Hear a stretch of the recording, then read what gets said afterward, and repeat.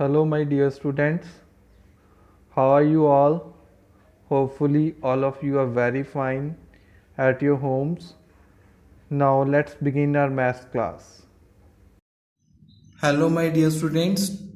Today we will learn about the polar representation of a complex number. एक complex number को हम लोग कैसे polar form में represent करते हैं, right?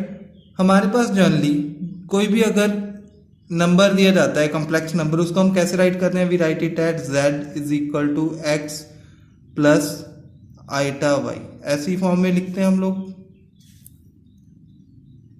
राइट? हम लोग कुछ ऐसे राइट करते हैं एंड उस नंबर को अगर हम एक प्लेन में रिप्रेजेंट करें तो वो कैसे करते हैं? In the form of R and theta, right?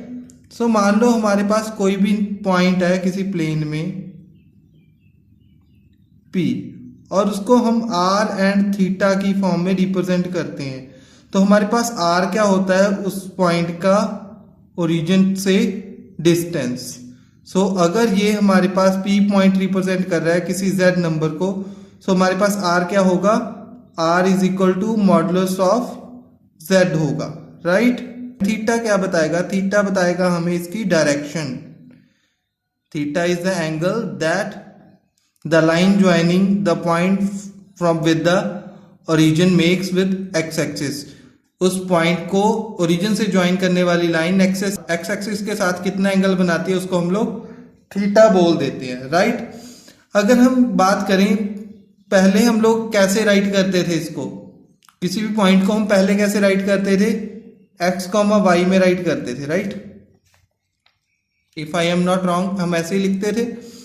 अब इसको आप लोग ऐसे परपेंडिकुलर ड्रॉप कर दो। अगर आप परपेंडिकुलर ड्रॉप कर दोगे तो ये हमारे पास क्या आ जाएगा?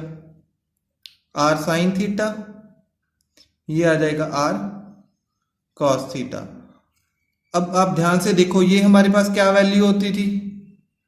ये वैल्यू हमें क्या बताती थी? ये हमें बताती थी कि डिस्टेंस हमारे पॉइंट का एक्स एक्सिस से कितना है, राइट? और वी कैन से ये हमें बताती थी कि हमारा y कोऑर्डिनेट कितना होगा। सो देखो यही चीज जितनी लेंथ ये है उतनी y पे आती थी, ये हमारा होता था y और ये होता था इसी तरह x, राइट? सो हमारे पास अब x क्या आ गया? r cos theta and y आ गया हमारा r sin थीटा। अब यहाँ पे हमने दो चीजें यूज की हैं, एक मॉडुलस ऑफ z, एक थीटा। जो मॉडुलस ऑफ z है उसको हम लोग क्या बोलते हैं? We call it as magnitude, right? And जो थीटा हम लोग राइट करते हैं उसको क्या बोल देते हैं हम लोग? एम्पलीट्यूड और argument. I think this is clear. अब अगर हमने राइट करनी हो पोलर फॉर्म, अगर हमारे पास प्रिंसिपल आर्ग्यूमेंट की बात की जाए तो उसकी वैल्यू -पाई से पाई के बीच में ही लाई करेगी, राइट? एंड बेसिकली सबसे ज्यादा हमें पूछा भी यही जाता है। And to calculate the principal argument theta can be calculated as shown. अगर फर्स्ट क्वाड्रेंट में आ रहे हैं आपके ए एंड बी तो आप थीटा एज इट इज रखोगे, अगर सेकंड में आ रहे हैं तो पाई माइनस थीटा कर दोगे, अगर आपके पास थर्ड क्वाड्रेंट में आ रहे हैं and B then theta minus pi and fourth में minus theta. Now start exercise 5.3. In this we have to find the modulus and the argument of the complex numbers. Modulus means modulus of z calculate करना है, argument means theta calculate करना है, and the value with which we are provided is in the question number 1, that is z is equal to -1 minus iota under root 3. So that means अब हमारे पास हमने सबसे पहले z calculate करना है modulus. So modulus of z calculate करेंगे तो क्या आ जाएगा? Under root of -1 square plus minus of under root 3 square, क्योंकि हमारे पास a क्या है -1, b क्या है -√3। सो -1 का स्क्वायर 1 प्लस -√3 का square 3, so that means √4 that is equal to 2। हमारे पास मॉडुलस ऑफ z तो क्या आ गया? 2। अब हमने कैलकुलेट करना है थीटा। सो थीटा को कैलकुलेट करने के लिए हमारे पास एक मेथड और होता है, that is tan inverse b over a। सो यही हम अप्लाई करेंगे। सो tan इनवर्स b हमारे पास क्या है, -√3 ओवर a क्या है, -1। सो कैंसिल कर देंगे। सो यहाँ पे आ जाएगा हमारे पास tan इनवर्स √3।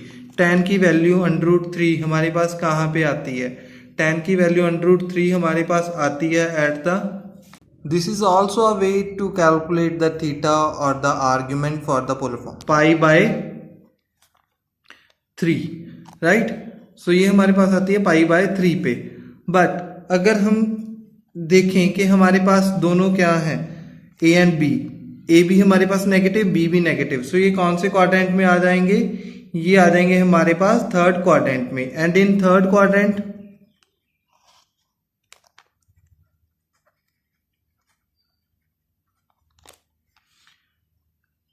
हम कैसे कैलकुलेट करते हैं थीटा की वैल्यू, थीटा माइनस पाई करके।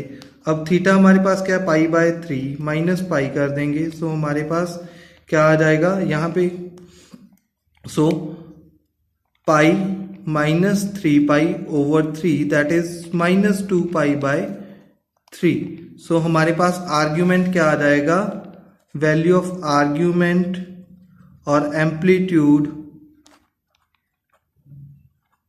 is -2π/3।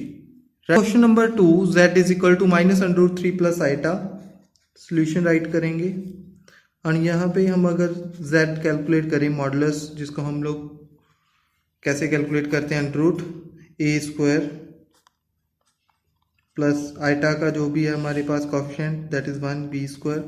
सो √3 का स्क्वायर 3 प्लस 1 का square 1, again √4 is equal to 2 आ जाएगा हमारे पास, राइट। सो मॉडुलस √z क्या आ गया हमारे पास, 2, सेम आ गया पहले जैसे ही। अब a हमारे पास क्या है, b हमारे पास क्या है हमें पता है, a हमारे पास -√3 and b 1। So now tan inverse b over a वाला फॉर्मूला लगाएंगे हम लोग, राइट। उसके साथ में हमें क्या पता चल जाएगा, tan, सो b की वैल्यू 1 एंड a की वैल्यू -√3।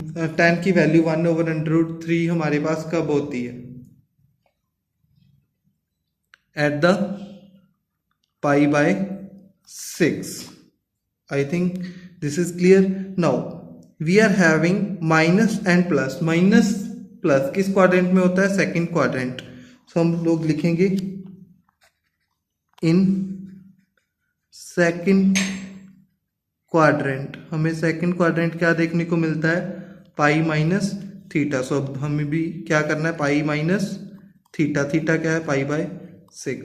So 6π - π/6 that is 5π/6। सो हमारे पास आर्ग्यूमेंट क्या आ जाएगा, 5π/6।